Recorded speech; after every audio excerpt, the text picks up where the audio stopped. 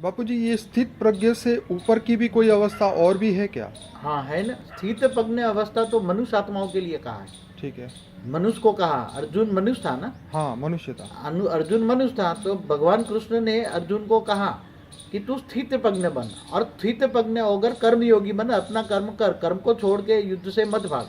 नहीं तो युद्ध तेरे को नहीं करेगा, तेरा कर्म नहीं करेगा तो तेरा विकर्म बनेगा, पाप बनेगा, तो तू नरक में जाएगा। तो कौन सी स्थिति इससे ऊपर की है? आत्मा की स्टेज जो हैं, अलग अलग स्टेजेज हैं। आत्मा जब हाई स्टेज हो जाती है, आत्मा को ज्ञान होता है, जब परमात्मा से कनेक्शन होता है, परमात्मा से पावर आता है, तो आत्मा स्वयं, जैसे जीव शिव बन जाता है। क्या बोला? शिवोम शिवोम शिव, मैं शिव हूँ, मैं शिव हूँ, मैं शिव हूँ।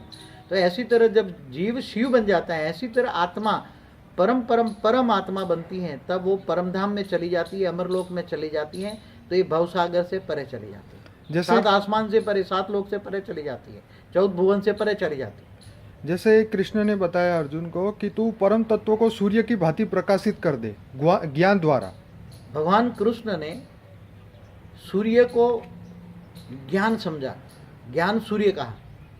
ज्ञान सूर्य माना ऐसे अरबों सूर्य है, एक गैलेक्सी में, एक आकाशगंगा में अरबों सूर्य है। तो आत्मा में इतनी शक्ति है कि अरबों सूर्य की भांति तेरे अंदर शक्ति है।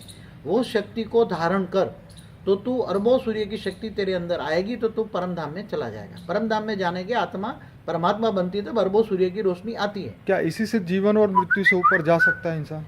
तो उसी को ही जीवन मुक्ति कहता है ना, उसी को ही जीवन मुक्ति कहते हैं, उसी को मोक्ष कहते हैं, उसको मुक्ति कहते हैं। अमर लोक में जाना, परम धाम में जाना, वही तो मनुष्य का लक्ष्य होता है ना, वही लास्ट स्टेज है, आत्मा की लास्ट स्टेज है।